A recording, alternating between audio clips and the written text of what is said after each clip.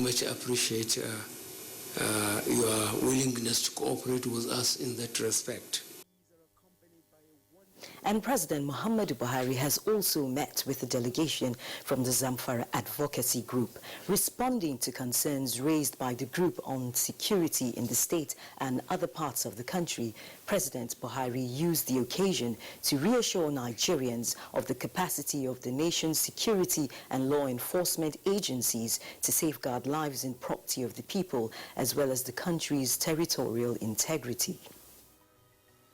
The threat to peace and security has taken a long time. I assure you that the military and the police and other law enforcement agencies, we have met often enough and analyzed the situation, and therefore the leadership of the law enforcement agencies have been asked to make sure that they deploy their men under the command of trustworthy officers. And still on security, Nigeria's Defense Intelligence Agency is developing its support equipment and structure to enhance early detection of emerging threats across Nigeria. The Center for Strategic Studies in Karu, Abuja, is one of the initiatives to fast-track the achievement of the agency's goal. Determined that a unique opportunity exists for us to transform the agency into a top-rank defense intelligence that is able to provide strategic and operational intelligence with clear decision advantages to enable compelling action. And the Nigerian Air Force says the Air Task Force of Operation Lafiya Dole has recorded another major breakthrough in the fight against Boko Haram terrorists operating in the Sambisa Forest General Area of Borno State. NAF Director of Public Relations and Information, Air Commodore Ibikunle Daramola, says the operation led to the obliteration of a major tactical command center as well as the neutralization of several terrorists. It was executed after persistent intelligence, surveillance and reconnaissance missions led to the identification of a compound on the fringes of the Sambisa forest that was being used by the terrorists as a command post. Accordingly, the Air Task Force dispatched an Alpha jet to attack the location, which overhead was spotted with heavy presence of terrorists. The Alpha jet attacked the location in successive passes, scoring accurate hits on the target, leading to the obliteration of the tactical command center and neutralization of several Boko Haram fighters.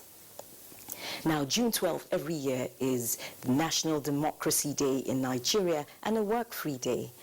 This follows the signing into law by President Muhammadu Buhari of the Public Holidays Amendment Act 2019. The Senior Special Assistant to the President on National Assembly Matters, Senator Ita Enang, stated this while briefing State House correspondents.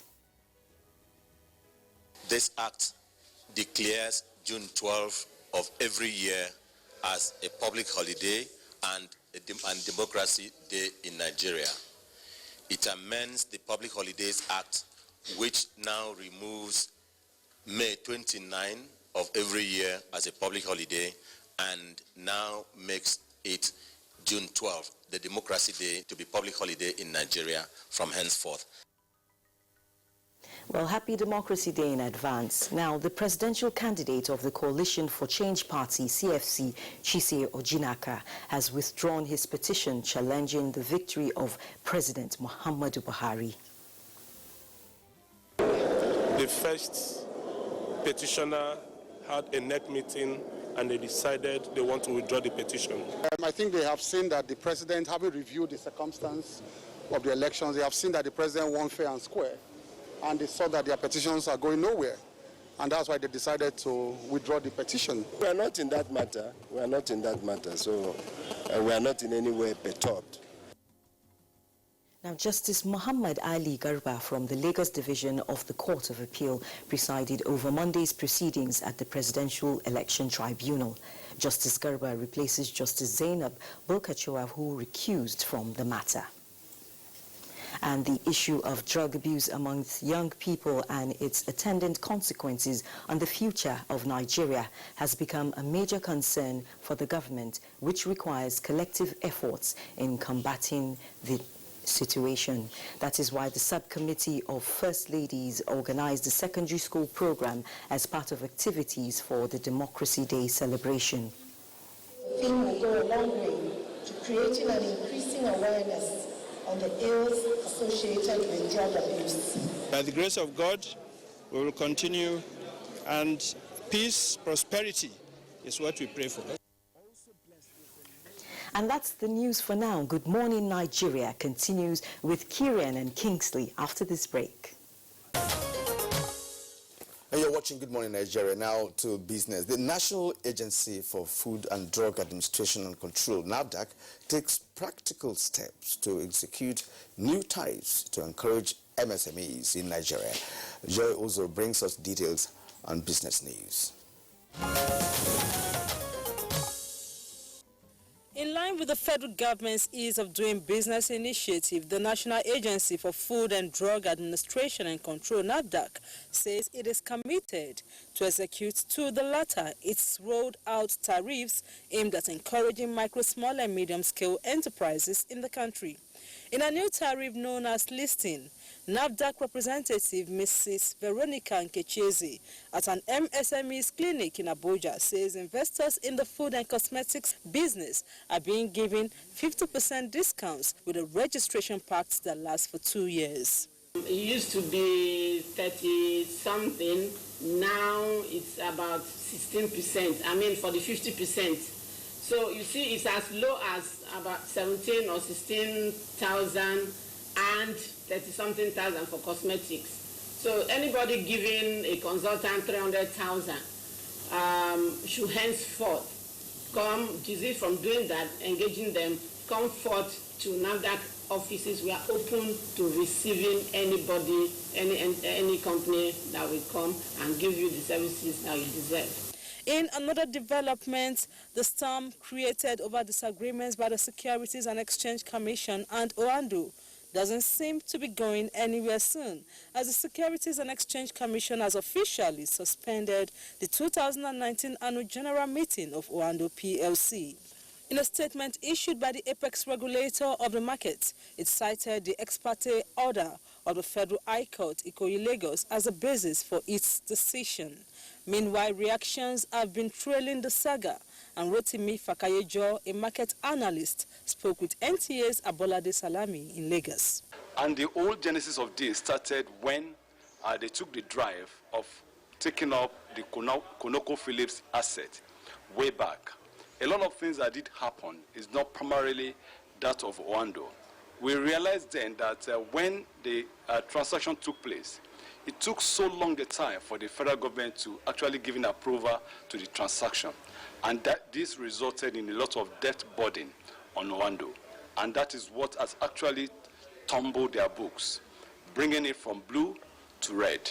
And today, we are having what we are seeing.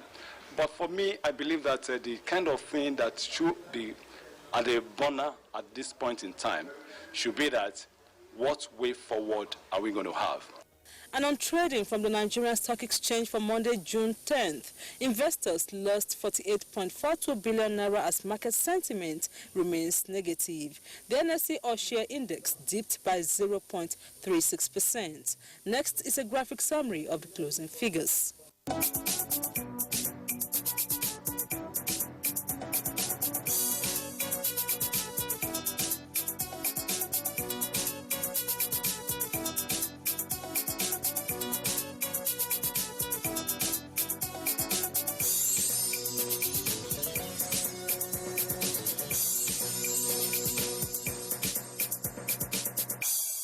With business news, I'm Joy Uzo. Thank you very much, Joy Uzo, for that business package. Newspaper Review segment is next on our program.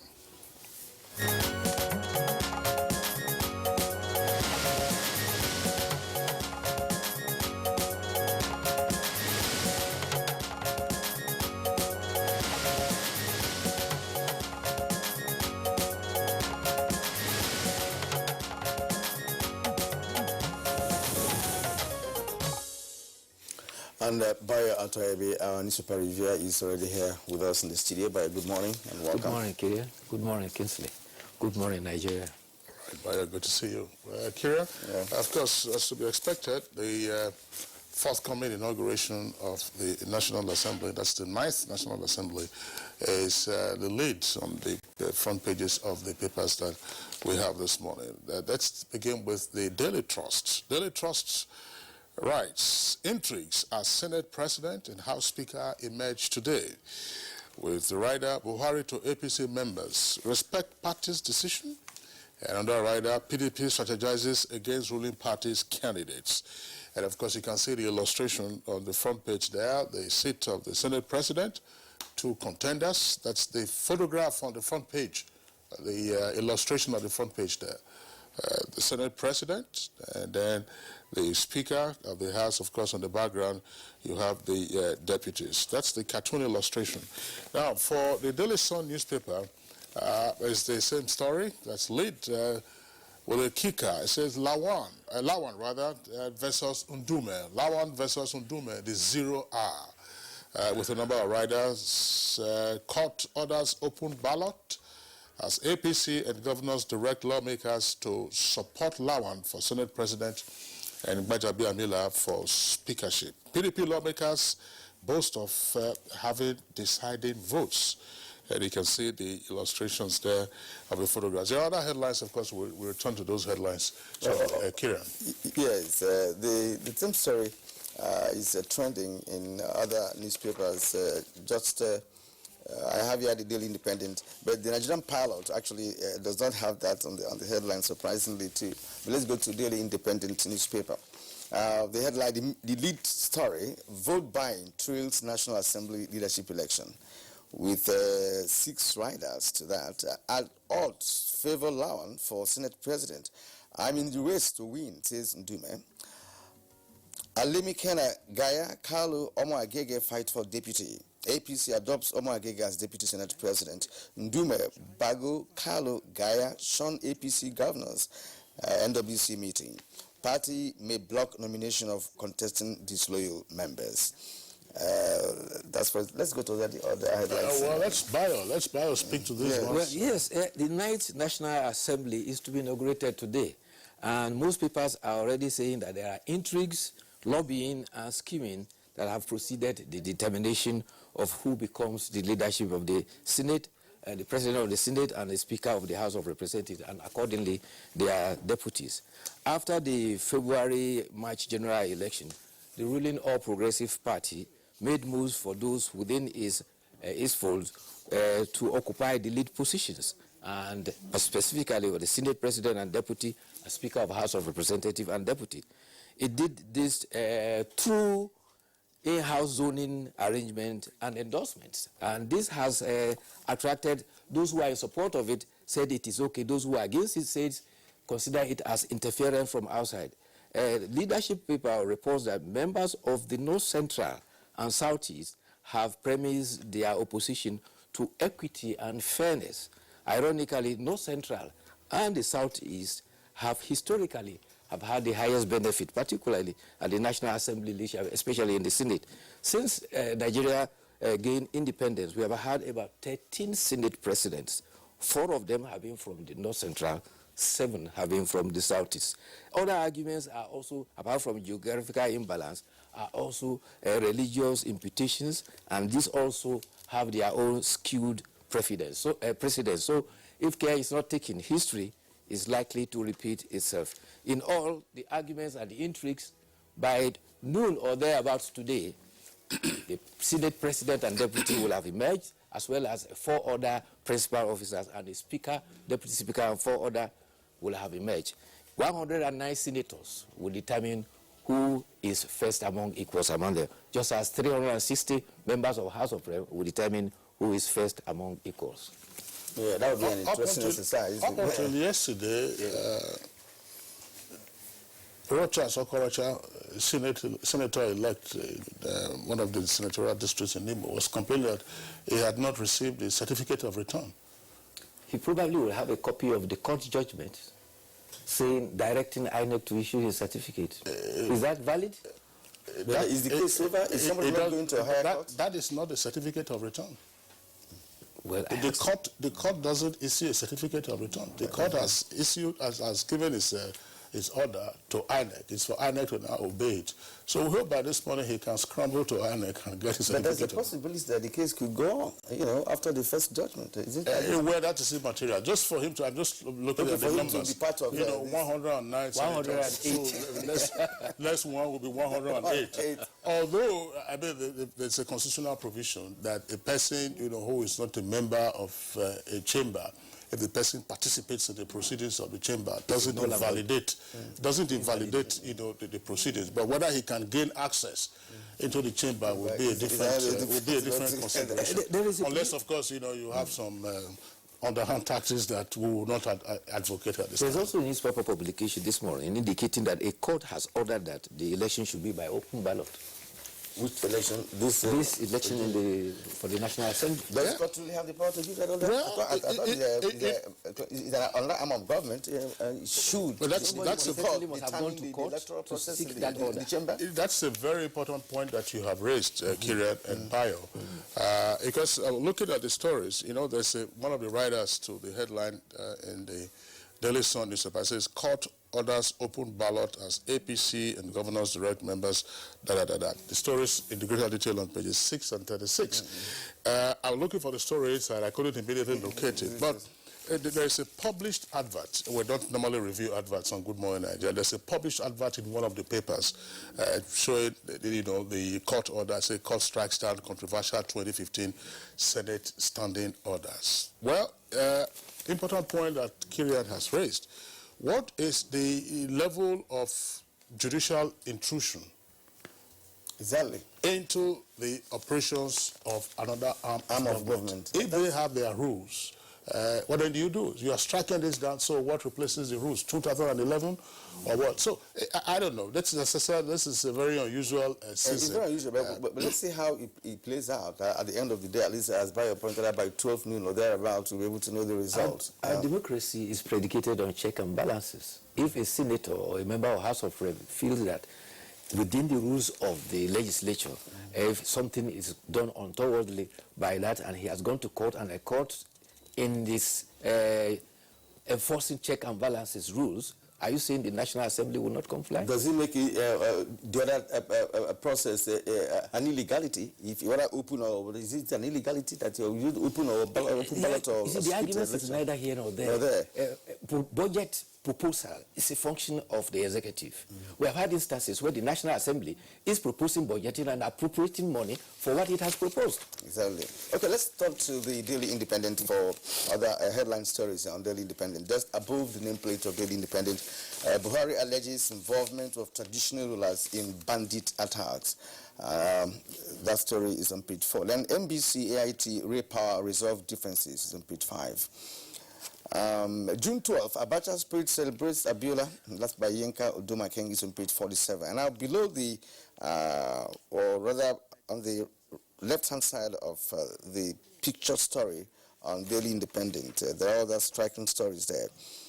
SEC suspends Owando's AGM, is on page 4. June 12th, Buhari assents to public holiday amendment bill, on page 4. Generator fume kills 7 in Imo, 34 hospitalized, is on page 47. JAMB, that's at the foot of Daily Independent, JAMB releases 15,000 UTME withheld results, is on page 2. And then Italy offers to help Nigeria recover stolen funds.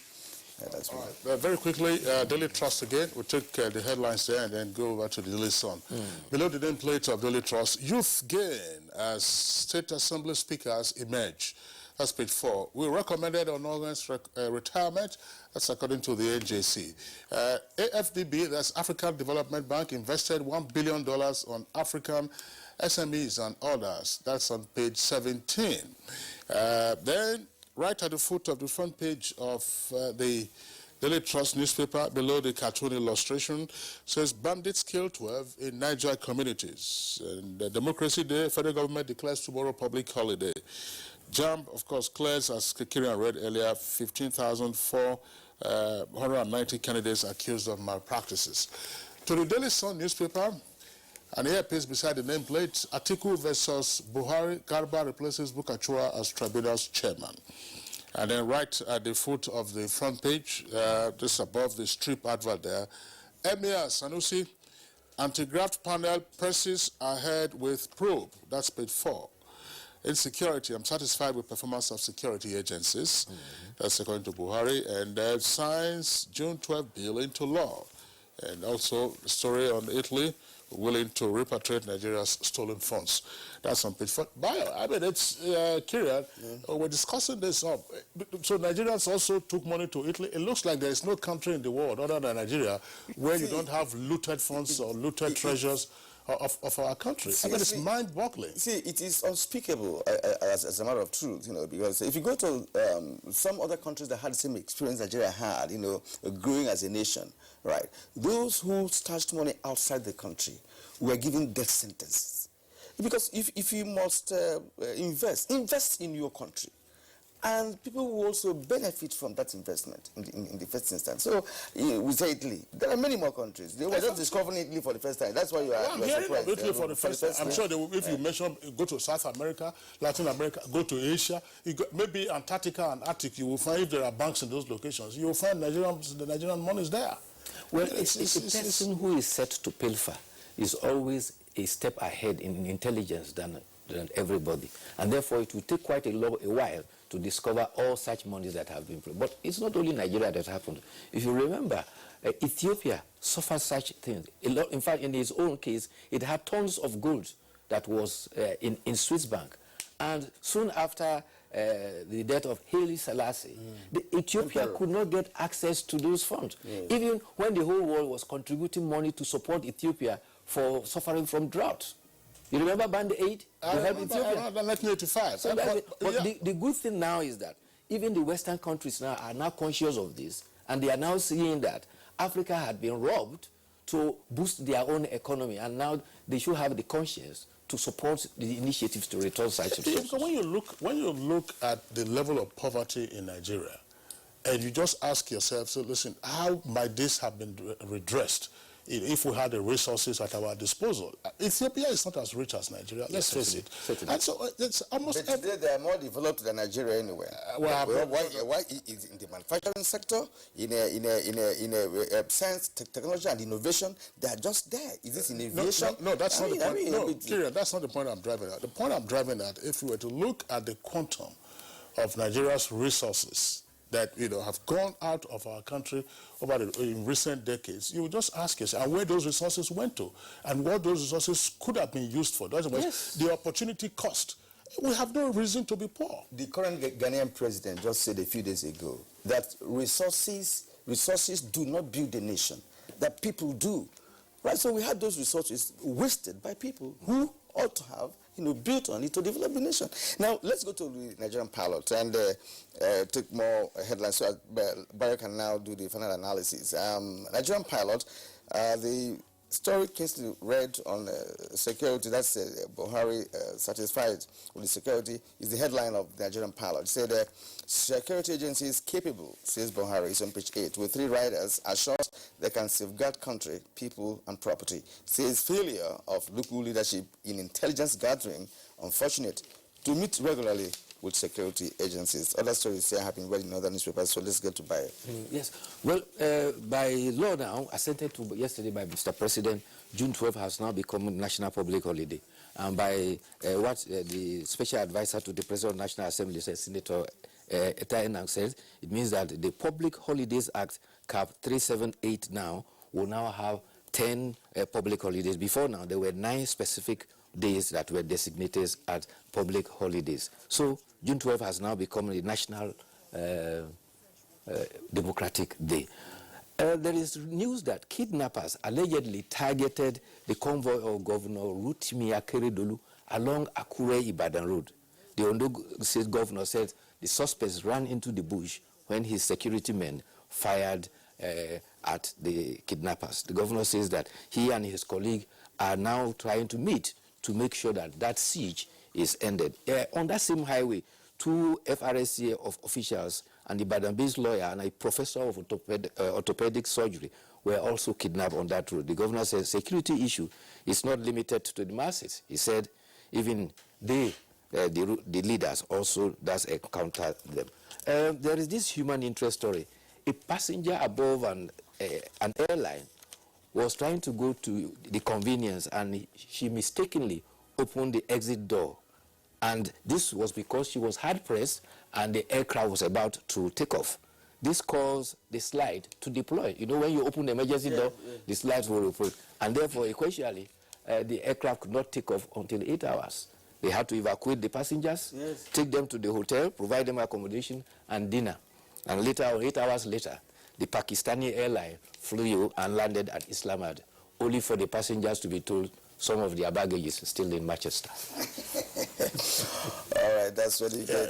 If the fasten seatbelt sign was on, why would the passenger get up? Yes, it was on. Yes. The passenger was hard-pressed and she ignored it. She wanted to use sometimes you find there are some passengers who behave that way. And you just find the cabin attendants trying to restrain. So why didn't you? I mean, it was anyway. That's sorry. Now to the editorial for this morning, taken from the Blueprint newspaper, and it's talking about Nigeria's Bande becoming the UNGA president. That happened just last week. Professor Tijani Mohammed Bande as the 74th president of the United Nations General Assembly, UNGA. And Bio, what does this add up, you know, in terms of benefits? 30 years after Major General Joseph Nandem Garba became the president of the UNGA, the 44th president, Professor Tijani Mohammed Bande has now become the 74th president of the UNGA. Professor Bande is recognized as an academic. By orientation, he's a pure political scientist, and not just only a political scientist, but a professor at that. The Secretary General of the UN itself, Antonio Guterres, acknowledged his scholarly competence and also said that the whole world is looking to great expectation about the competencies he's bringing onto that. The General Assembly is one of the 6 organs of the United Nations, and Nigeria is blessed because Professor Bande is the Nigeria's permanent representative at the UN. He was appointed March 2018. Nigeria has a second person appointed as UN Deputy Secretary General, person of Amina Mohammed. You remember her? She was our Minister of Environment. And the whole world is saying that Nigeria is recognized of quality persons who are serving the humanity of the world. And this will stand Nigeria in excellent good stead, particularly when there is consideration to expand the membership of the National Security Council.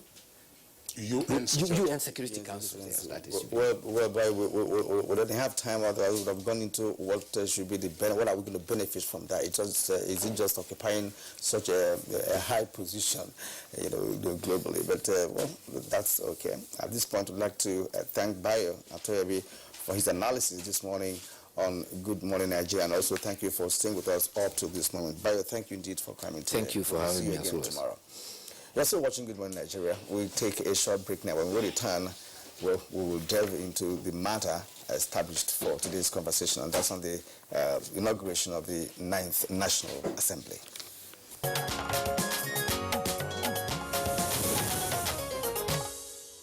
All right, welcome back, and it's still Good Morning Nigeria live on the network service of the Nigerian Television Authority. Now, to kick off our conversation on the inauguration of the 9th National Assembly, which is scheduled to take place in a couple of hours. Hence, let's listen to this background now by our correspondent, Aisha Obali.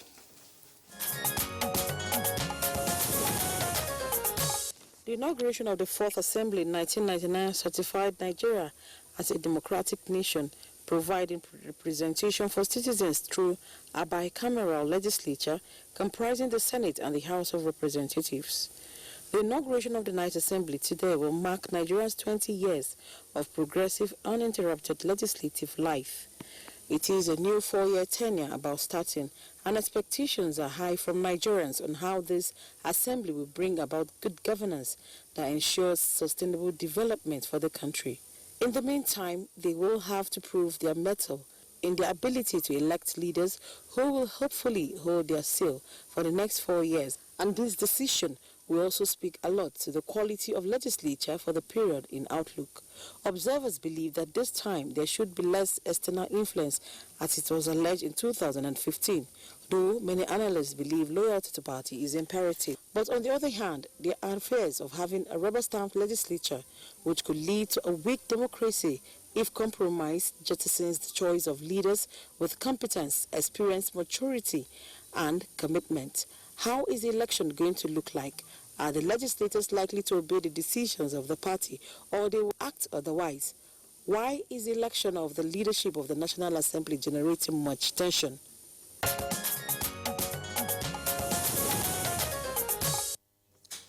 Aisha, we appreciate that background report. And now, with us in the studio to discuss the 9th National Assembly's inauguration, we have Professor Kabir Matu, a political scientist and public affairs analyst. So you're welcome to Good Morning Nigeria. Thank you very much. Well, he usually joins us from Cardinal Network Center. Today he's in Abuja. And also in the studio this morning is Professor Jibrin Ibrahim, Fellow, Center for Democracy and Development. It's our pleasure to have you here, sir, this morning. Thank you. All right. We also have two other guests with us who are members of the House of Representatives. First, let's welcome Honorable Nkoyo Toyo. I was a member of the House of Representatives and was also Nigeria's ambassador to Ethiopia. Honorable Toyo, pleasure to have you with us on Good Morning Nigeria again.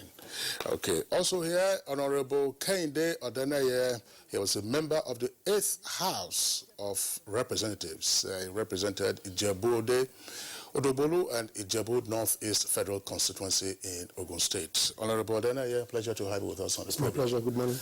All right, let's begin this way. I mean, from those who were insiders, of course, Professor Kabir Matu also had some spell at the National Assembly on the consulting side, by the way.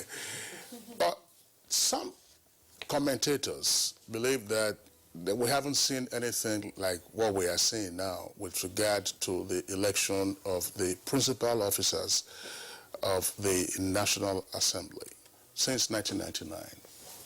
What's your perspective? Let's begin with Honorable Nkoyo Toyo. I'm not quite sure I understand what we have seen or haven't seen. I just think that progressively we're seeing a situation where the involvement and interest and engagement with the leadership, emergence of the leaders of the National Assembly is becoming much more contested than it was in the past.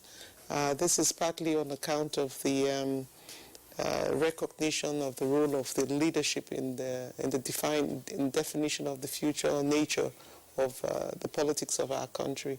And I think successively, starting with the Tambuwal election, a lot more has been in terms of the engagement and the discussions, because usually it used to be the party just determining who becomes the leader of the National Assembly, but now individuals are beginning to show interest and in their own independent right. Parties are beginning to be more involved in terms of the contestation. The opposition has come into the mix. They too are trying to bargain and see what they can get out of the process. So it's much more complicated and much more dynamic than it was earlier on. And I think this dynamism is actually more a function of the evolution of a more competitive electoral environment for the leadership itself. Okay, now let's go to Honorable Kehinde Odeneye, who served the National Assembly, the 8th National Assembly actually. Taking part of the question raised by Kingsley with respect to what we're witnessing today that we never did in the last 20 years. As an insider, and of course who played a part, of course, in 2015 at this very same period, what is this experience like? Yeah, as my honorable colleague has rightly put it, the interest started since 2011. I was also there, and you recollect that Tambuwal was in the opposition, PDP, and it was, no, they were in the ruling party, we were in the opposition then, and it was never emphasized that it was even the opposition party members that will aid the election of the speaker. But having said that, you realize that the interest being generated now and the awareness is far, far more than what it used to be. A lot of people initially believed that the National Assembly members were just there to do whatever they want to do their own business and sort of things. So, but nowadays, the importance of this legislature is getting more to the awareness of the populace, not just the party members, but even the Nigerian society is getting to be more aware of the importance and the roles that the National Assembly plays. So, in 2015, it was so intense. The party picked the way they have just picked now. And some of the party members believe that no, it shouldn't be. The National Assembly should be left alone to elect their leaders. Yeah, unfortunately, it didn't go the way the party wanted. And we had Dogara and Bukola Saraki at the Senate. This time around too, the interest has been shown again. And there are some members of the ruling party that are still also saying that no, we should be left alone to select our leaders. And the party shouldn't in any way either zone or pick. And there has also been this interest of we are the zone that produced the largest number of votes to elect the presidency. So why shouldn't we be the one to pick a particular position or the other? So we're going to see another display today. Unfortunately, the Senate will have been more interesting if Senator Goje has not dropped his interest. That means we'll have had opportunity of seeing 3 distinguished senators vying for the position of Senate presidency. But I see Senator Lawan picking the mantle rather than the Senate presidency being most contested one. It seems it is the deputy Senate president that will be most interesting this time around. In the House of Rep, there are 2 major contenders, and that's Femi Gbajabiamila and Bago. 2 of them have divided the opposition into 2. Now we have progressives in the oppositions that are bidding for Femi Gbajabiamila, while the others are also supporting Bago. So it's going to be very, very interesting, very, very interesting. All right, thank you very much, Honorable Odeneye. Let's bring in now Professor Kabir Mato. Professor Kabir Mato, I mean, the point made by observers of the lead-up to the inauguration of the National Assembly, the observation, of course, is hinged on what we have seen all around the country. It looks like this is almost a national election campaign. You have seen prospective candidates for principal positions mounting their own campaigns, mounting their own hostings, canvassing votes, as it were, from all manner of persons, governors, maybe traditional rulers, key influencers, persons who ordinarily have no voice in terms of being able to vote when, of course, the chips are down later today. This has caused, quite some interest, as the other speakers have indicated. In your opinion, what accounts, for this elaboration, as it were, of the choice of principal officers, which ordinarily should be the business of the lawmakers themselves? Thank you very much. I think one thing that we should, take into consideration at this material time is that the Parliament, as it is currently considered, is the newest of the 3 arms of government. The contestation that we are talking about, in my view, is simply a manifestation of the fact that the Parliament is now being gradually rooted within the body politics of Nigeria.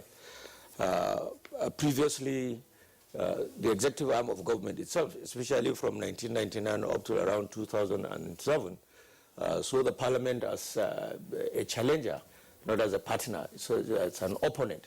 And to a great extent succeeded in poisoning the minds of Nigerians against the Parliament and what it stands for. What this contestation means, in my view, is that Nigerians are increasingly becoming aware of the relevance of Parliament under presidential democracy.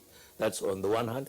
And secondly, also, the very hot contestation that took place in 2015 and the resultant consequences that the ruling All Progressive Congress faced, arising from the two presiding officers of the two chambers, in my view, has contributed also immensely. Everybody will agree with the fact that in 2015, the APC as a political party really messed up the process, and that's what resulted in what you are having, or in what you had in the Senate and the 8th House of Representatives. Now, realizing that, I am sure, must be the factor that made so many of them to come out and want to negotiate and engage. In 2015, there was no engagement. It was more or less an order passed from above, and it was expected to trickle down, and of course, it was met with very stiff opposition from within the ranks of, the majority party, which is APC. This time around, I see that the leadership of the party is trying to take some precautionary measures in order to ensure that the mistakes of 2015 are not again repeated. To the party, I'm sure it wasn't a pleasant mistake. About the national outlook of the campaigns also speaks volumes about that, because you cannot rule out the very strong influence of state governors, for instance, as leaders of the units of the Nigerian Federation, and the hold that they would have on their individual members that are represented in the National Assembly. So I think it's quite an interesting thing, and yes, of course, as we saw in 2011, it was heated in the House of Representatives. In 2015, in both the two chambers, it's not likely going to be that, because I've seen more sophisticated, if I would like to call it like that, political brickmanship taking place now. It wasn't a dictatorial thing. And that's, of course, what the members of the National Assembly always resist. If you insist that it has to flow from top to bottom, we agree this is what must be. So, but naturally, the leaders of the party with the majority of members in any chamber of the National Assembly should ideally produce the presiding officers of that particular chamber. But then that is only successful to the extent that the political party is able to manage the various divergences, and that's very anchored on the discipline, party discipline, which is very essential. We want to approbate and reprobate at the same time. We tried to lobby to skew, contestation under the platform of political party, and as soon as we are successful, we turn the other way and then bring about some other thesis about, democracy, that, we have the right to do the... So the concept of party discipline itself is very, very central. Without it, obviously, we will continue to run in opposite directions. So in a nutshell, I think that's basically what my understanding of the scenario is. Playing it now. All right. Professor Jubril Ibrahim, I want to take this from a totally different perspective, and that's from the perspective of executive interference in the National Assembly with respect to getting the officials who will run the affairs of the National Assembly. If you recall, from the Abuja administration from 1999, there were that influence which was the presidency was exerting on the National Assembly, and that, of course, brought about the removal of about 3 or 4 Senate presidents along the line within 8 years. And, of course, Yar'Adua and J.E.J. administration also witnessed executive influence on the National Assembly. But what happened in 2015 was a kind of a move by some members of APC who did not welcome that development, and what played out along the line in terms of executive relationship within the last 4 years was unhealthy, especially for the APC, who wanted its manifesto, to be executed in Nigeria. So my question is, today we are having a healthy development of horse trading, alliances and what have you. How would you also position what is taking place today with respect to all the news, all the political, movements that preceded today's election at the National Assembly? Well, I think this review of the history of the legislature you have done is a very interesting one. The key point of departure was 1999, when the then President Obasanjo assumed he had the right to determine the leadership of the National Assembly. And this was something that was very ingrained in him. You remember right at the Just Convention, when he won the PDP nomination, he offered the Senate presidency to Ekweme, who had the wisdom to say, well, it's not for you to determine that, but he never got it. And of course, the history of imposition and on the part of the National Assembly, the struggle for autonomy started. And that really marked the first 8 years. There were even an attempt in that struggle to impeach President Obasanjo. The question of executive interference, in a sense, is a natural political development because executives feel they are elected by the whole people and that they are elected to carry out a mandate based on a manifesto. And since they are from the ruling party and the majority in the National Assembly is also from the ruling party, they tend to assume that they can simply dictate to the National Assembly what should happen. But that's to show a lack of understanding of our Constitution that gives the National Assembly full autonomy to carry out its work as it sees fit. And that's why we've always had this struggle.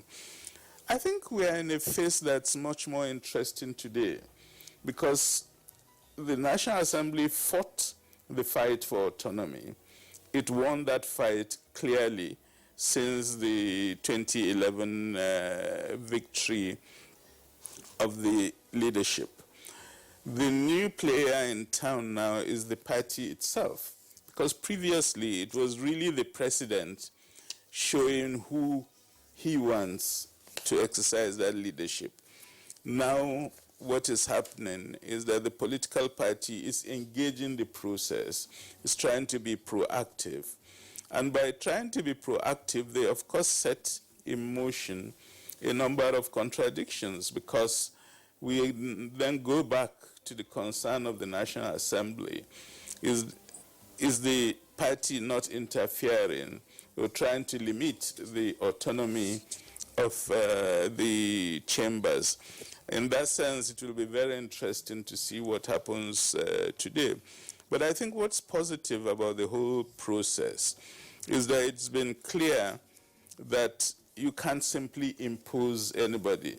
And I think both leading political parties have shown an understanding that although they have their preferences, they'll have to lobby, they have to convince, they have to demonstrate that the proposed leadership are the ones that have the capacity to hold the National Assembly. So in that sense, I think I'm quite happy with the development that we are not returning back to the idea of imposition. We are now at the phase of how do we negotiate a preferred leadership. And the outcome of that negotiation is something we are never really sure of. And that's why what happens today would be extremely interesting. All right. Thank you very much, Professor Ibrahim. Now, let's bring in again Honorable Nkoyo Toyo. Lead us into what transpired in the past with regard to the choice of the presiding officers. I mean, usually we often learned of meetings taking place in hotel rooms and the horse trading took place, give and take, and members converged on the floors and then they made their choices. But obviously it was a lot tougher than that. What went on in the past and what is the difference now? I think a couple of things have been said. Executive interference is one of the big elephants in the room. The question of the party's role is another thing we need to think about. The whole issue of the party discipline that Professor Kabir has talked about is another thing we need to talk. But having said that, let me put that on one side. The choice of who becomes the next Speaker or President of the National Assembly happens actually in the preceding Assembly. It doesn't start at the point when the new people come. Because oftentimes, like it was, and I don't have the statistics now, but usually the turnover in terms of membership is very high. So you tend to always have nothing less than about 70% of the new members, or the membership of the people who make the determination as to who becomes the leader of the House or of the Senate, being actually new members. And thinking about it, they are not constituted until the day before, or the day of the actual election itself. The inauguration is what brings them into the business of the National Assembly. So they are actually not players in the real sense of it.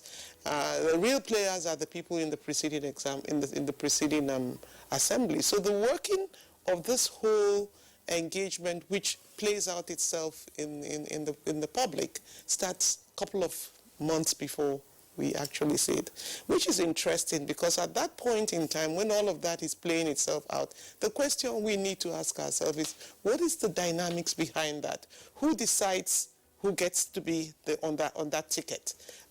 Today we have two people we were pretty much aware of their interest in these positions, because they had been involved in 2015 attempt at becoming leaders of the National Assembly. But I think if you look historically, I would say at least from 2011, they tend to come from the existing leadership of the National Assembly. Tambawa was already, I think, what was he, deputy of, chief whip of some kind. So they were already in the leadership, and that transition was already happening behind the negotiation. And that, I think it takes me to the point that Jibo makes about, really, is this an exercise at independent engagement by the National Assembly, or is it an attempt to wrestle its space and keep that space and an internal space on which it works, does its own. A lot of factors come into play. When the interest is exercised within the National Assembly and people begin to work out that whole process, they then engage the leadership of parties, they then engage the leadership of the informal leadership of parties. There are the people we call godfathers, we call them leaders. Those types of political interests begin to come in, and various people begin to show their hand in this whole business. So I want to say that, yes, it's very much something that happens within the confines of the National Assembly itself, but then it plays itself out into the external, and by the time it plays itself into the external, a lot more actors are involved in what has actually started as a very nascent, small interest within the National Assembly. So this is what we are seeing. I think today, like they say, will be interesting. No surprises, I'm sure. And I'm sure there will be no surprises, because this has been coming for a while. 4 years ago, we saw some of the faces we are seeing today, and I'm sure that this is going to be settled at the end of the day in one form or the other. There's something I want to find out here, and that is what influences people's choice or choices of presiding officers at the National Assembly. Is it in terms of capacity? Is it experience? Is it their knowledgeability? Or all those other influences coming from outside the National Assembly? Because this morning, we just read in a newspaper that vote buying is already taking place at the National Assembly. Because vote buying has always been part of our politics. Because when you begin to involve governors and all of that, that means you are trying to bring in part of our politics. This is very serious. Because at that level of an election, those who have passed through general election and emerged at the National Assembly are also vote buying. How do you explain that? I mean, you have been part of it for a while now. Are you talking about vote buying or the interest in selecting the leadership? Yes. Because you're talking about two different things. Exactly. What informs the interest? The first one about vote buying is, to me, has always been, and it will continue to be, until and unless the voters themselves know their rights and why they are voting. You see, the issue about vote buying is such that it's a matter of decision and a matter of choice. Either you want to take something, because a lot of people always want to believe that by the time we have voted them in, we don't get to see them again, so it's whatever I'm able to get now that I can get, so I care less about what happens in the next 4 years. So, you see, and that is one thing that the parties HINEC, and everybody. I'm sorry, Honorable Donoye. Yeah. I think this is more circumscribed. Yeah. The issue of vote buying relates to allegations that as part of the lead up to the inauguration of the National Assembly, there have been, again, promises, allegations of promises of financial inducement going on. So this is more circumscribed. It doesn't have to do with the general election. Let's take it from this angle. You see, the selection of the leadership is purely a matter of interest. It's a matter of interest. And as rightly put by Honorable Nkoyo, it does not just start now. The one we are witnessing now is not just now. And if you look at the people that are contesting, you realize that they are people that have been there before. Yeah. So even we that have become outsiders now, we have stakes to have interest in whoever becomes. Because whoever is coming from my state, I want to let you know that this person is good, this person is not good. This person can perform, this one cannot perform. And this good and performances is a combination of a lot of things. And do not also forget that even the governors that we are talking about are critical stakeholders, because whoever becomes the speaker or the deputy speaker or part of the leadership of the House or the National Assembly as a whole, the governors also have a lot to gain or to lose. If the Speaker of the House comes from a state, the governor, one must be very close if he has anything to gain. Do not forget that when they want to take a foreign loan, they take it to the National Assembly for approval. Do not forget also that when you talk about critical infrastructural developments and all sorts of things, National Assembly plays a very big role. So, when it now comes to vote buying, is it vote buying in National Assembly may not necessarily be payment of cash. You understand? It's basically gifts, some gifts. I heard some people bought phones and all sorts of things for new members and all sorts. The old members would never, for any reason, collect phones from you. Rather, they will be looking at what chairmanship of committee are you going to give to me and all sorts. If you say that one is vote buying, is good, but to me, it's a matter of interest, as I've said, as I put it. It's a matter of interest, and as we have rightly put it, as everybody has contributed, the interest being shown now by everybody is because of the critical position that everybody has now come to be aware of that the National Assembly plays. You understand? As an outsider, if the person elected as the speaker is my friend, one beautiful thing about it is that I could still have some kind of discussions with such that I want this in my state, I want this in my constituency, I want this for my people, which is still possible because we're not talking about a speaker of just the Green Chamber alone. We're talking about a speaker for Nigeria, National Assembly. So we will continue to witness this. We will continue to witness this because of the various interests that are attached to that position. Honorable Donoye, thank you very much. Professor Kabir Mato. By the way, he did not say there was vote buying or vote influencing. So just for the records, yes. No, he said so. He said so. That's inducement. He said so. Please,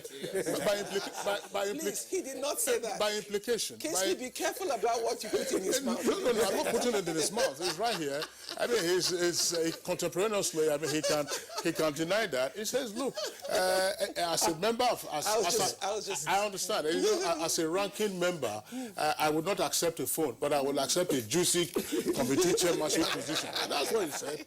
I mean, didn't you say that? He said so. So, it's not vote buying, but vote influence. Yes, it's inducement.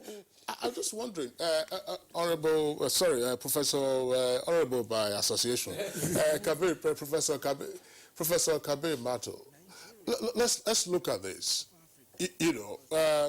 What is in the position of principal officers? What is the position of principal officers? Now, is it power? Is it patronage? Or what? So what, therefore, are the factors that propel everyone, including those who are going to vote today, to say, yes, since the last assembly, we have been targeting Honorable Koyo to become Senate President, so that, because we know that once she's there, things will flow. Yeah. So, but is that, what are the issues, therefore, and how harmful are these issues in terms of performance going forward? Well, there are two stages. The first is that you have presiding officers, Senate President, Deputy Senate President, Speaker and Deputy Speaker. You have body of principal officers, which comprises of the presiding officers and the leaders, majority leader, minority leader, whip, etc., etc. Now, this represents the leadership of any chamber in the National Assembly. And it is therefore the apex management committee, so to say, outside of the National Assembly bureaucracy comprising of the CNA or the clerk of the two chambers. So the body of principal officers is the strongest and the most influential in terms of resource allocation, committee assignment, and so many other things, including, of course, the benefits that do accrue to members. A member of body of principal officers, even if he's a deputy minority whip, which in this case, by order of ranking, should be the lowest of them all, will have certain privileges accruing to him or her that will not accrue to ordinary member of parliament or even some committee chairman. So it's the stakes are really very high, and I think the most important thing to to note here is that the parliament is increasingly becoming acceptable, within the Nigerian political realm. As I did say, it was formerly seen as an intruder, as basically an institution of so many people who come, with their various selfish desires or demands. We're now seeing the parliament as a more important institution of government, and as such, the interest invariably increases. So it is not about, per se, being a Senate President or being a Speaker of the House of Representatives. Very important indeed. But of course, being in the leadership position within any parliament confers on the particular individual certain privileges and also opportunities to do certain things for his constituency and for perhaps the larger society, much more than if you are not in that position. Professor Mato, it's not just the privileges, and having influence, to get things your way, but it's extended to even juicy chairmanship positions of chairing committees and what have you. In Nigeria, we have known over the years, since 1999, that there are juicy committees, right? And people justify for it, One doesn't understand that because you have a primary role to play as a member of National Assembly. This issue of looking for juicy positions also brings about the issue of external forces at the National Assembly. Well, I'd like Professor Jibril to come in here, and again on the issue of mode of election. Just this morning, on one of the national dailies, we just read that a court has ordered that the National Assembly should use a open ballot system. Now, does it really matter the mode of the election, or what, Professor Jibril? Oh, it matters very seriously, because if vote is by secret ballot, it means you don't have to obey the whip. You don't have to take directives. You can pretend, okay, I'll do what you say, and in the secrecy of your vote, do what you want to do. If, however, it's an open ballot, then what you do would be known, and therefore there could be consequences, positive or negative, depending on what you have done. And that's why there has been a battle over the mode of election. But my view is that, quite frankly, one of the serious principles of any election is that it has to be by secret ballot precisely because you want people to do what their conscience tells them rather than what is imposed on them. And that's why the secret ballot was invented in the first place.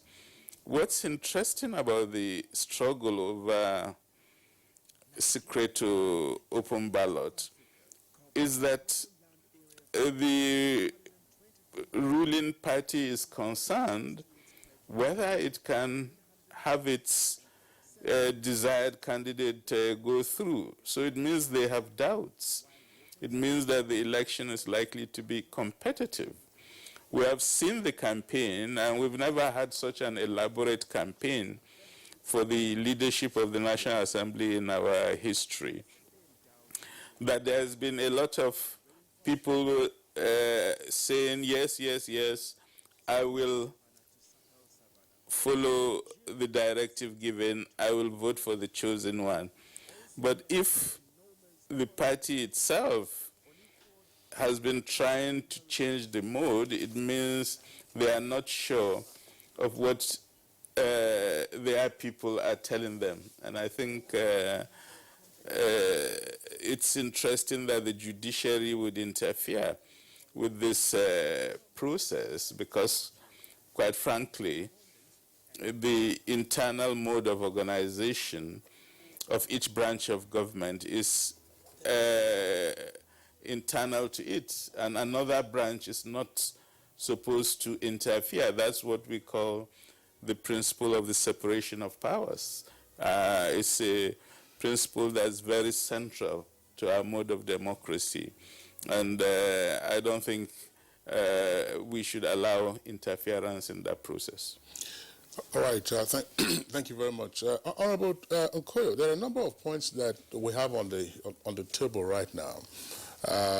The issue of the mode of voting is the most recent. So maybe we'll dispense with it along with Honorable Odeneye, and then we'll return to the other matters. Who determines the mode of voting? Does the mode of voting not derive from the standing orders? And what, in your view, would be the consequence, or otherwise, of open or secret balloting? Well, I think Jibo has made quite an important point here. First of all, it undermines the entire basis of our democracy, which is the separation of powers. This is something which is internal to the running of an arm of government, and that particular arm of government has taken it upon itself to decide through its standing rules as to what form and manner it wants to exercise that responsibility towards itself. And for another arm of government to come in and say, this is the way I want it to happen, I think it's undue interference, and it has serious implications for how we go forward. If you know the typical Nigerian politician who is looking forward, one, to being returned a second term or a third term or fourth term, the first thing you don't want to do is to get into the wrong path with your party. Nobody gets up in a meeting. It's not even about interest or not interest. It's not about who do you believe in or you don't believe in. It's first about party loyalty, which is slightly different from what Kabiri talks about. It's not discipline, actually.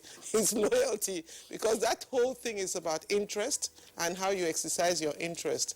So you look out around the table and they're told to vote in a particular way, where the entire party leadership will be watching you to see what is going to happen to you, and where your state governor and the party apparatus at the state level is watching you. It is indeed very, very difficult for you to break out of that form. So we're going to see a totally skewed outcome if the elections today are done through open ballot. I'm just wondering whether this story we're reading in the newspaper has reached the formal, has been actually served on the National Assembly, because I'm hoping that the discretion to use a secret ballot will be allowed. Many people already have taken a position in terms of where they want to be. Many of the undecided or unstated votes, which oftentimes is the newer members who don't really understand the internal dynamics in the room. I think this business about knowing the demographics of who goes into that election room is a very important one. A lot of new people may even be arriving this week for the first time, and they've been hearing all these things going on. Okay, what did our party say? What did our governor say? And then, you know, that type of thing happens, you know, because for new members, it's not about chairmen of position, chairwomen of position. That is negotiated depending on the strength of your government and all. It's a lot of things going on there. So that exercise of that vote is very, very important. But I'm hoping that now that we have a more equitable, not equitable, quite a fair distribution between the opposition and the ruling party, particularly in the Senate, that will count for something. So if the opposition gets up and says, I'm voting against the preferred candidate of the ruling party, that would not be seen as anti-party, because I've just also read this morning that the PDP woke up from a very early or late night meeting saying that its members should vote in a particular way. So this whole thing about party loyalties and how it is used is key to determination of what happens today. But I think this business of taking us back to a debate that we had in 2015 when Saraki emerged from a secret ballot arrangement is actually a diversion that is very needless. These leaders have gone around, they've canvassed, they've negotiated, they've engaged. Yes, there are certain uncertainty, but the uncertainty is more because we now have a more credible opposition bloc within the National Assembly than a case of people just undermining what the party wants to do. Honorable Daniel, let's have your take on this. Is there the likelihood of undue influence or pressure depending on the choice of the voting system? Yeah, when you talk about undue pressure, my honorable colleague has said it. The party has picked a position already as to what they want. And as a party person that actually wants to display his or her loyalty and that actually intends to continue to be within that party structure and that actually intends to also have the benefits that could come from that party, definitely there is pressure. And nobody will want to go against what the party has put on the table. For whoever says no, we are not going with the party's position, they must have also done their calculation to see whether or not they are going to lose or they are going to win. Because if at the end of the day they do not succeed, it becomes another negotiation if it could happen. Because the workings of National Assembly is such that if you are not, you either belong to A or B. Yes.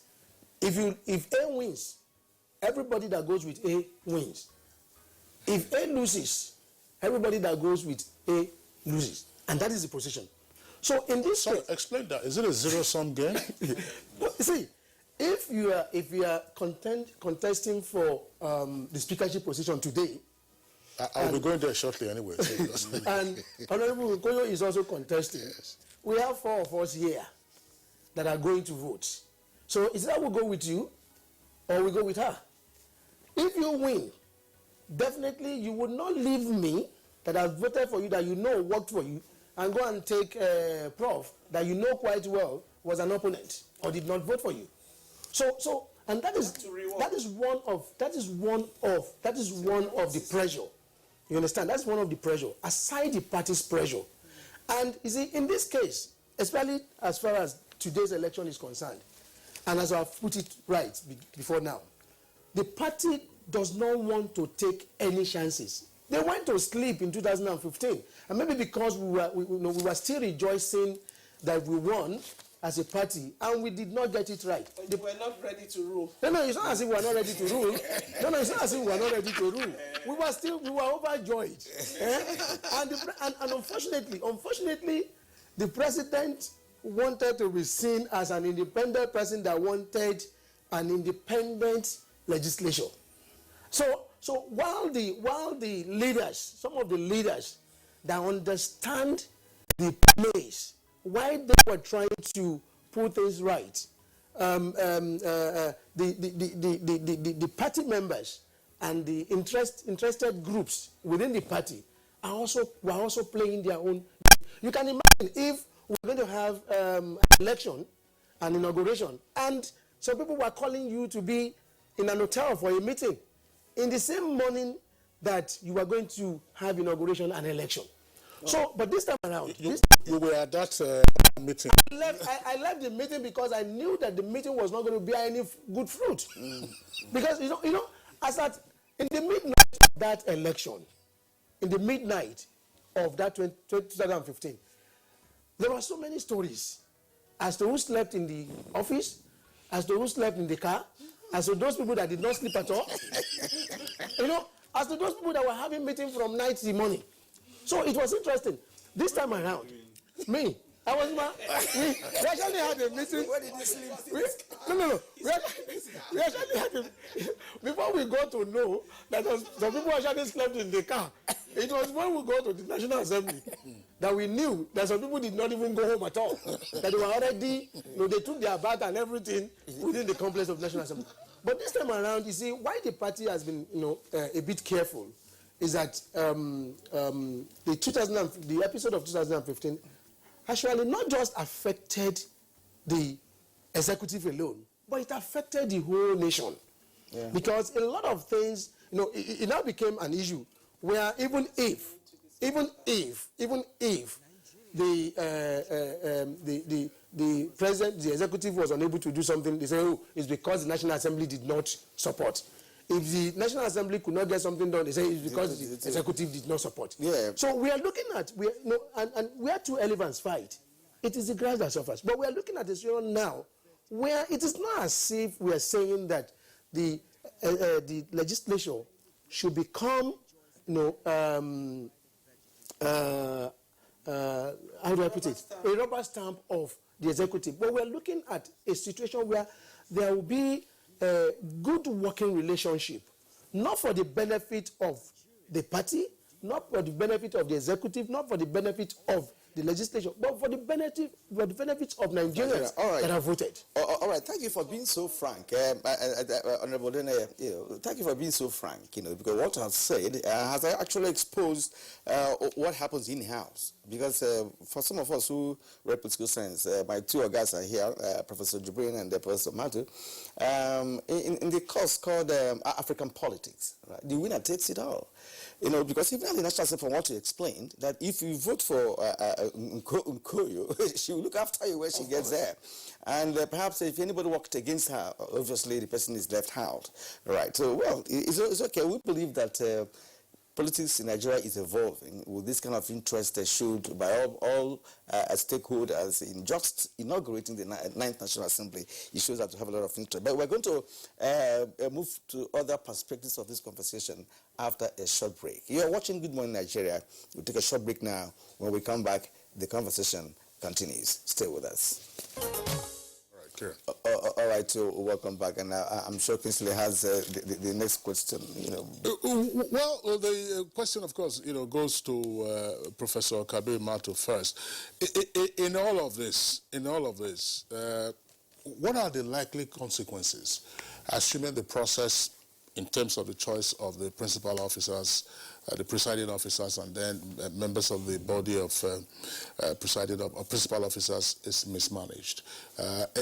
We're looking, for instance, at the efficient functioning of that arm of government. If we have a lot of influences and you have, some people will say, shenanigans going on, if you're trying to cook the rules and so on and so forth, what should we be concerned about that could go wrong and therefore they become another challenge again to be managed over time? Well, let's be very clear about this. Let's not try to build, a concrete wall between members of the National Assembly and their political formations. What we are trying to do is to assume that if I'm elected under the banner of a political party and as soon as I come to Abuja, I'm independent of that political party. That's not the issue. I appreciate the fact that we run a presidential system of government whose tenets and ethics are not necessarily similar to what you have under a parliamentary system.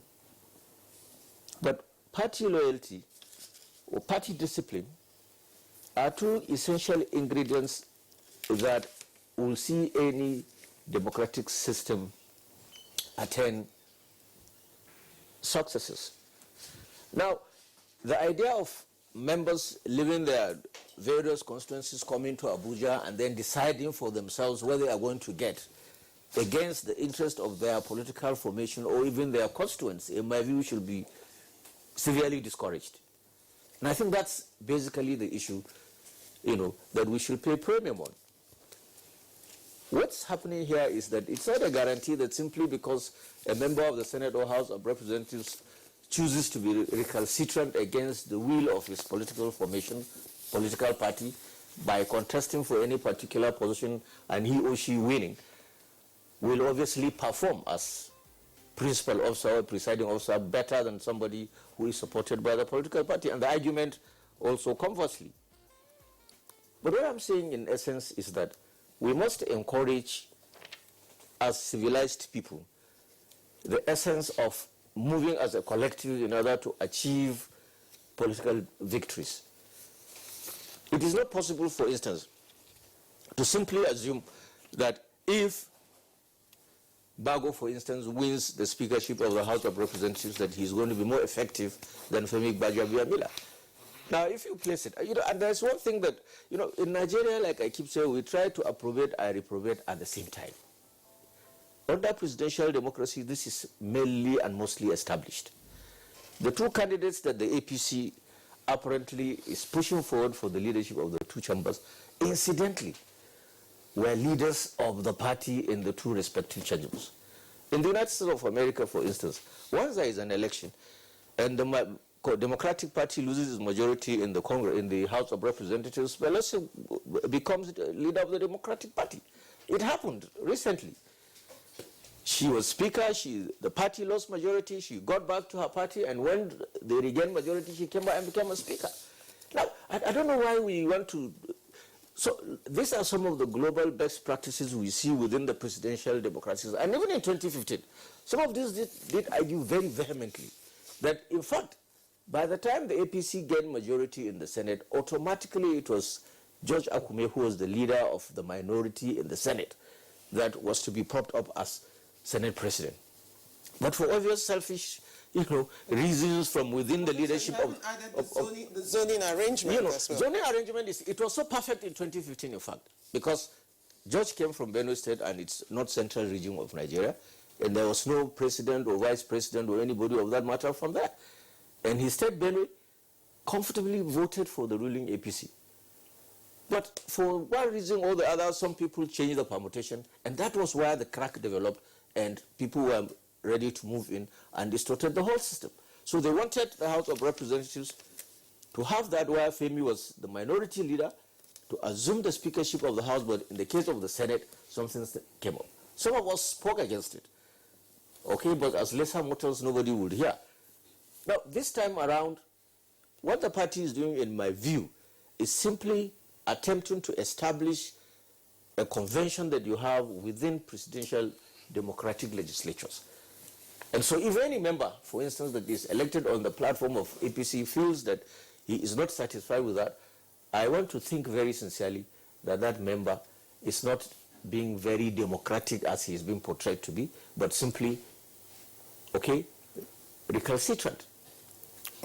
Yes, and I think parties must have efficient and effective ways of dealing with this issue, because as long as we don't move as a collective, as long as we don't have binding beliefs and principles within our various formations, then we'll continue, to dabble and roam around, like aimless people who at the end of the day will not be able to. Planless equally. All right, thank you, Professor Matu. I'd like to bring in Professor Jibrin here. There was something, a point that Honorable Nkoyo raised, when we were, having a short break, and that has to do with the fact that in 2015, for instance, we had a president who said, look, the National Assembly is another arm of government. They should take care of them, sort themselves out, and give me presiding officers. He did that. But along the line, it seemed it didn't work, because they didn't have the relationship between the National Assembly and the executive, was not palatable. That's number one. Number two is this: party loyalty. At what point should a member of a party divorce loyalty from self-consciousness? Self-consciousness. I mean, if you have a conscience, for instance, and your party is asking you to do something against that conscience, what would you do, as a man who has been elected? Well, we all know, we also know that you're not just representing your constituency, you're also a Nigerian, who is at the National Assembly. Whatever thing you do at the National Assembly should be for the interest of the nation. Well, at the end of the day, as the saying goes, it takes two to tango. So when you have two institutions of government disagreeing on their fundamentals, it becomes very difficult to have a very functional system. And I think that's really the experience of 2015, which I think would all agree was very harmful to this country. The lack of cooperation between the executive and the legislature is never something that does good to the country. When you are elected to the National Assembly, you represent a constituency. At the same time, our Constitution says you can only contest if you are put forward by a political party. So you also represent a party. The third issue is that you, as a politician, you have principles and ethics of your own that you want to bring to bear on the National Assembly. So when you say loyalty, there are three levels of loyalty: to your constituency, to your party, and to your own principles. And sometimes you have a contention, a contest between those two, and that's where you have elements of crisis that emerge. In established democracies, when you look at the House of Commons, for example, they debate these issues. There are bills where they will say, look, there are issues of ethics here, so don't impose the party whip. Let every member vote based on their belief. And other issues, they will say, look, the interest of the party is really at the center of this issue. This is a policy we have adopted in our manifesto. Therefore, you cannot act outside the purview of what your party has decided. So it's always a question of what's the specific issue at stake. The problem we have in this country is that these principles have not been well established. And Honorable Nkoyo was raising earlier the very high turnover of the National Assembly. Usually 80% are new. This time it's more like 70%, I think that's new. But that's very huge. So you're having a lot of people coming in who are not very conversant with the rules, who are coming in with very high expectations, and who are coming with this belief that this is their time to exercise power, but also to enjoy privilege. Let's not forget that the most important thing that has happened in the 20 years of the National Assembly has been the question of settling financial autonomy. It's not even political autonomy, it's financial autonomy. The fact that the National Assembly determines its budget, that it controls it, that that budget is not in the hands of the executive, and therefore it can use it as it sees fit. What that does is that pecuniary interests also become very important in how things function. And that's why earlier we were talking about it's much more than vote buying. It's really a question of interest, because there's so much more that could happen to people positively or negatively because of the huge resources that are available and at the control of that institution of government. So I think what's going to happen today, to a large extent, is going to determine how these two institutions, the executive and the legislature, will work. But for me, my real hope is that whatever happens this time, both institutions should accept it as a matter of fact and work with that outcome. That's really what's important for me. All right, thank you very much. By the way, we have some tweets that have come in. We'll take those tweets presently. In the meantime, Honorable Nkoyo Toyo, one of the clearest principles often enunciated has to do with the fact that presiding officers, principal officers, are only first among equals. Is there a sense in which the lead up to the choice of principal officers has created the impression that perhaps, this is an election of monarchs who will have fixed tenure or until, the inevitable happens? Being first among equals means that indeed that seat can be very uncomfortable depending on what your equals decide. Exactly. I think it was the 6th Assembly that we saw a lot of that turbulence, at least in the House of Representatives, when Demi Bankole was the speaker, quite turbulent. The point you make, I think Jibo makes an important point. At the point where you find that although you are equals, somebody has the power to dispense with favor or privileges, that equality becomes unequal immediately. Not only is it unequal on the basis of what you can do with the power that you have, but also the access to information, the networks, the relationships, the people you are able to engage. I mean, the whole conversation we've had this morning is about the relationship between the executive and the National Assembly. It is the presiding officers or the principal officers that have access, even most often the presiding officers, not even everybody else, that have access to the leadership of the country. So you can imagine how powerful that position gets to be. So equals in terms of where we are before we get elected or we get made principal officers, but the moment we get into that space of being in charge, it is a very powerful position. You dispense with committees, even in terms of what gets into your constituency as a budget. Even in terms of the financial independence that Jibo talks about, knowing how much we have and how much you can access, how much goes to you. You know, this whole debate about constituency projects, which I think Jibo understands more than most of us in the National Assembly, because I've heard him talking about it. What is the envelope? Who decides that envelope? It's the leadership. And what gets into that envelope? It's the leadership. When I say what gets, when we're there will be a menu. You can get a hospital, you can get a clinic, you can get who decides that? So it is a very powerful position to be in that. It's very almost impossible and impracticable in the case of the House of Representatives, for example, for 360 people to ever be present in any sitting for that matter. Even today, you will still find some people missing. Even today.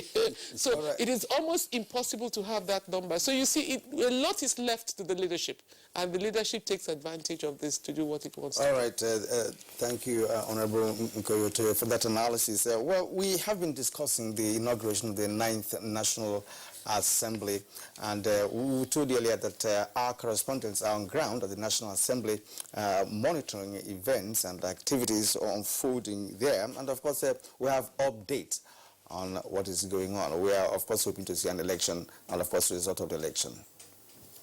We are here at the National Assembly foyer, and we have about 2 hours before the commencement of the inauguration ceremony. And what we know is that what is very important today, apart from the inauguration, is the selection of their leaders. And we know that there are 2 modes of voting because it's going to be elective.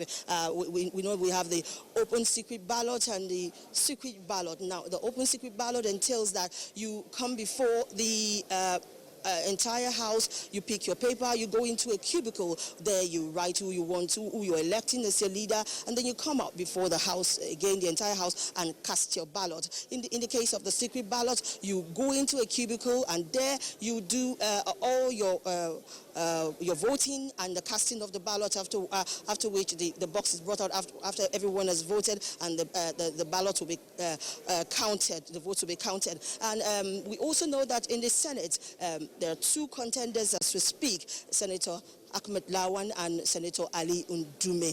And for the House of Representatives, former House Leader Femi Gbajabiamila is standing against member-elect Umar Bago for the position of Speaker of the House of Representatives. And we also know that former leader Femi Gbajabiamila will be has a running mate that is popular. Member-elect Wase. Even as I speak with you, our correspondents are waiting within the chambers to give us update of what is happening. So I'll hand you over to them now to brief you. Well, we see at the moment the chamber, that is the Senate chamber, is almost set for today's event. That is the election of the president of the 9th Senate and his deputy.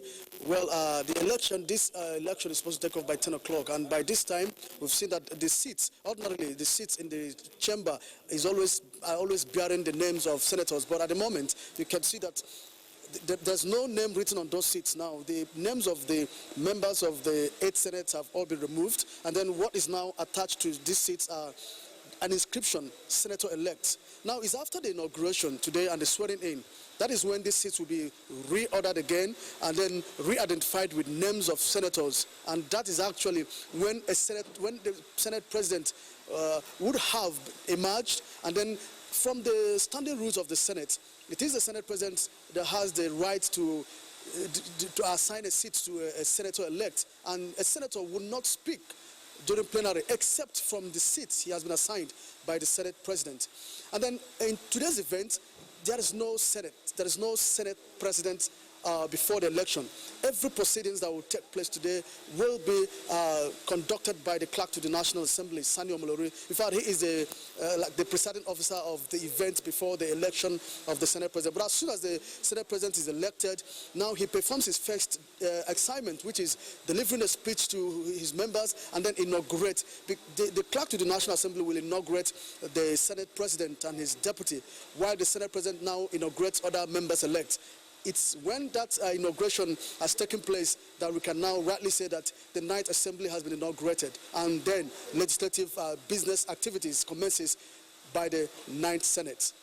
The House of Representatives has 360 members. That's across the 36 states of the Federation and Abuja. Any moments now, the lawmakers will start arriving for their inauguration. Today is the day they are also going to be electing the presiding officers, that is the Speaker and the Deputy Speaker. But that will be after activities are done with at the Senate, where they would also be electing the Senate President today and the Deputy Senate President, in line with the proclamation of President Muhammadu Buhari. Now, as you can see, all the name tags that were here have been removed. It is after their inauguration that seats will be allocated and everyone's name will be placed at where they are going to be seated. Now, based on the seating arrangements, the front rows are where the newly elected lawmakers are going to be seated, while the rows behind are where the guests are going to be seated as we await the commencement of this very great event. All right, deep appreciation there to our trio of correspondents at the National Assembly. First was Motola Mojola, and then Ignatius Nkwo reporting from the Senate chambers, and lastly there you saw Lami Ali reporting from the chambers of the House of Representatives. We'd like to thank you very much. We did indicate that we had some tweets.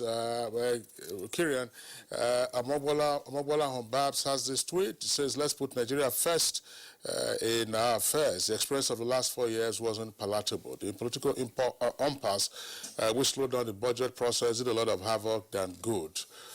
And he's also mobile. So let's go to others. Abdul talks about National Assembly members should be allowed to freely choose their presiding officers. All right, Abdul is also there, as you mentioned. Chris Simeon has another tweet. Awalu Salehu. It says to say that the party should have no say in who leads the National Assembly is to be self-serving. Members got there on the platform of the party, and it should be respected. Awalu Salihu to say that, okay, that's what you just respect. Kimboy says Nigerians expect a calm National Assembly that will prioritize national development in the interest of Nigerians. Cecilia Akoroma, if APC members abide by the wish of the leadership of their party, we should witness a rancor-free and more progressive 9th Assembly. Onoski West Totobo, let the best candidates emerge to pilot the affairs of the houses. And, all right, so those are the tweets that we can accommodate. In the meantime, we'd like to thank you for tuning in. And, of course, do not forget that the proceedings of the National Assembly today would be the fair for much more analysis going forward. We understand we have a weather report. Skies were overcast this morning in the Federal Capital Territory. We'd like to thank our guests in the meantime before we take the weather report, those who've been with us in the studios this morning. Honorable Nkoyo Toyo, former member of the House of Reps and also Nigeria's summer ambassador to Ethiopia. Honorable, thank you for being with us on the program this morning. Yeah, but Kingsley, just before I say goodbye, I think we need to also bear in mind that the number of women who have returned has been very dismal. And this is something we need to address going forward. Absolutely. That will be for the 2023 elections, by the way. Professor Kabir Mato, usually joining us from Kaduna while he was on service. We're looking forward to, of course, continue to have you as a regular analyst back in Kaduna, by the way, once your cabinet is reconstituted. He was commissioner in the Kaduna State Administration. Professor of Political Science, thank you for being with us on the program. Thank you very much. Also, Professor Jibril Ibrahim, Fellow Center for Democracy and Development, thank you for being with us on the program this morning. Thank you. And Honorable Kende Odeneye, of course, he was a member of the House of Reps. In the 8th Assembly, he represented the Ijebu Ode, Odobolu, Ijebu North East Federal Constituency in Ogun State. Thank you for being with us on the program this morning. Thank you very much. All right, let's go over now to the Weather Center. Hello, this is the weather forecast for Tuesday with Amarachi Ngube. As the intertropical discontinuity is above the country, moisture is available from the south up to the northern region. Hence, we expect morning thunderstorms across the north and the central states, such as Kano, Katsina, Maiduguri, Yola, Jos, Abuja, and Mambila Plateau. The southern region should be cloudy with chances of thunderstorms over Ikom and Ogoja. Later in the day, most places in the southern region are viable for rain showers, while Mambila Plateau, Gombe, and Maiduguri have prospect for thunderstorms. Cloudy conditions should prevail over the remaining parts of the north and central states. Next is the temperature forecast. Bye for now. And that's Good Morning Nigeria for today. We thank you for sharing your time with us. We'll return again tomorrow for another session of the program. My name is Kirian Umaya. Have a wonderful day. And I'm Kingsley Osadolo. I join my colleague Kirian in thanking you. Don't forget, tomorrow is June 12th, and it's our first June 12th as a New Democracy Day. So we'll have a special program on that on Good Morning Nigeria. Do enjoy the rest of your day.